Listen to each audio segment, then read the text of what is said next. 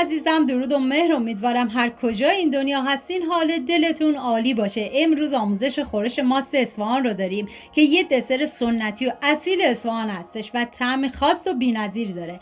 اگه به دنبال یه طعم متفاوت و دلپذیری هستید تا انتهای ویدیو همراه من باش.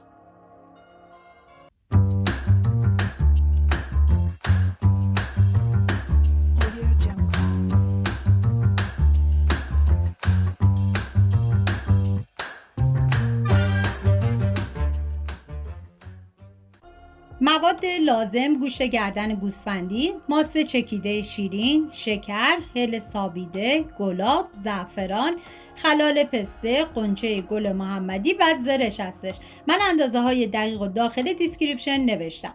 من گوشت رو گذاشتم با یه عدد پیاز کاملا پخت و حالت پنبه‌ای شد و بعد از اون از استخون جداش کردم. ببینید ما نیازی به هیچ نوع ادویه‌ای برای پخت گوشت نداریم، حتی نمک. باید گوشت رو کاملا بکوبید تا رنگ گوشت روشن بشه، یا میتونید با کف دست مالش بدی که به اصطلاح کفمال بهش میگن، تا رشته های گوشت از همدیگه باز بشن و تقریبا رنگ گوشت هم روشن بشه. و بعد از اون من ماست بهش اضافه میکنم. شما میتونید ماست و زعفران و گلاب و هل و همه رو با هم دیگه مخلوط کنید و بعد از اون به گوشت اضافه کنید. ولی من مرحله‌ای اینا رو اضافه کردم و هر دفعه که اضافه میکنم کاملا میکوبم. ببینید خورش ماست باید یه بافت نرم و لطیفی داشته باشه و به هیچ عنوان رشته های گوشت نباید دیده بشه و حتما ماستتون به دمای محیط رسیده باشه و سرد نباشه. حالا من کاملا میکوبم و بعد از اون شکر رو با ماست مخلوط میکنم. واقعا تشکر ویژه از اصفهانیای عزیزمون که با هنر و سلیقه‌شون این دسر خوشمزه و اصیل رو به یادگار گذاشتن. حالا کاملا با هم دیگه مخلوطشون میکنم و بعد از اون به گوشت اضافه میکنم.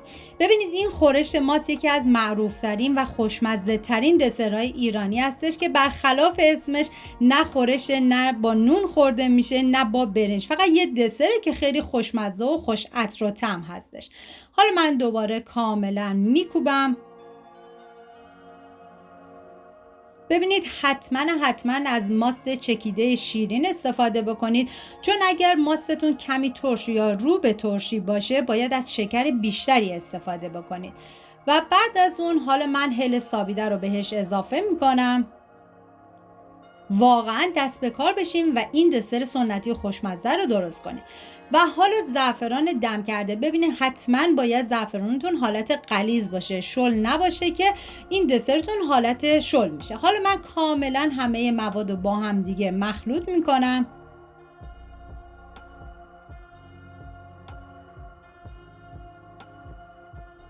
و بعد از اون گلاب رو به مواد اضافه میکنم. و حالا کاملا هم میزنم تا همه مواد با هم دیگه مخلوط بشن. و حالا من دوباره با گوشتکوب کاملا لهشون میکنم. شما فقط بافت رو ببینید چه بافت نرم و لطیفی داره. حتما باید این دسرتون به این بافت برسه و رشته‌های گوشت به هیچ عنوان دیده نشه. بعد از اون من میریزم تو ظرف مورد نظر و بعد از اون با خلال پسته و غنچه گل محمدی و زرش تزیینش میکنم. حالا میریزم داخل ظرف و سطحش رو کاملا صاف میکنم.